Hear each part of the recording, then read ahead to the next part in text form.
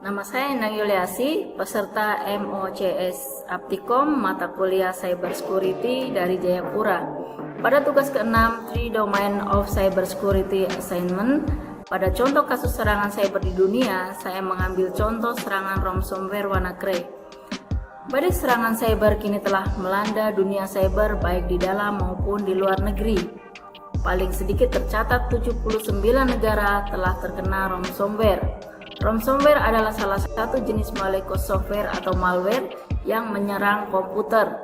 Serangan ransomware WannaCry adalah malicious software yang menargetkan pengguna sistem operasi Microsoft Windows dengan cara melakukan penguncian atau mengenkripsi data yang ada di komputer korban dan menuntut pembayaran uang tebusan dalam cryptocurrency Bitcoin.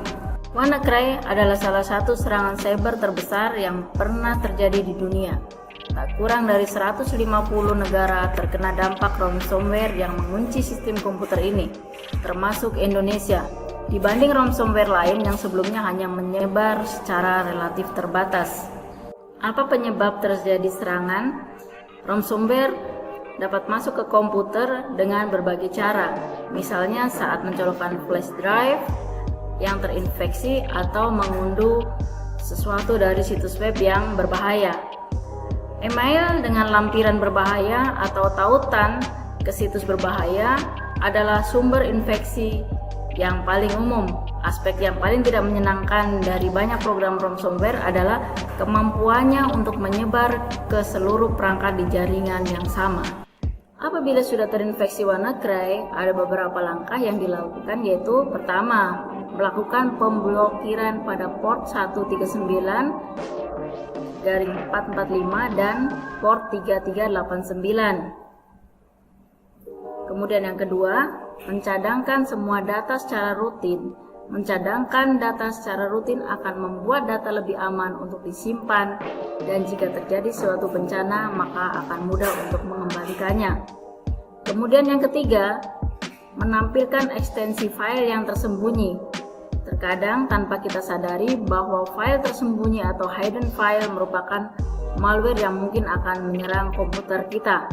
Kemudian yang keempat, melakukan filter file ekstensi exe yang dikirimkan melalui email.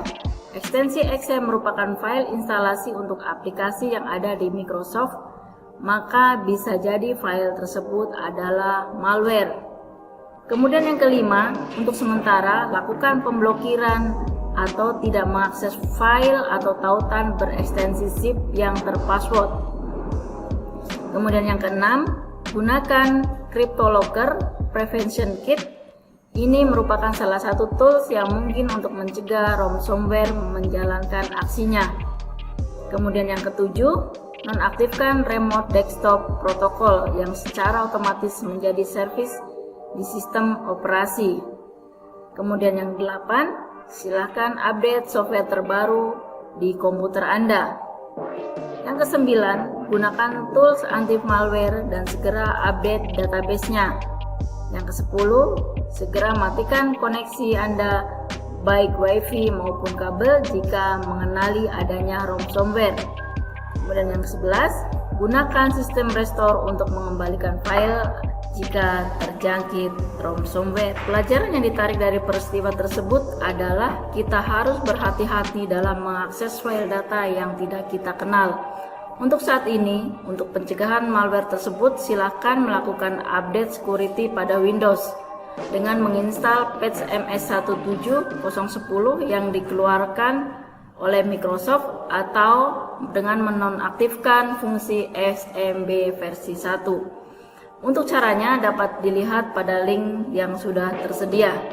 Kemudian, sering-seringlah mengupdate Windows, jangan terlena dengan iklan yang menggiurkan di internet sehingga kita penasaran untuk mengklik link tersebut.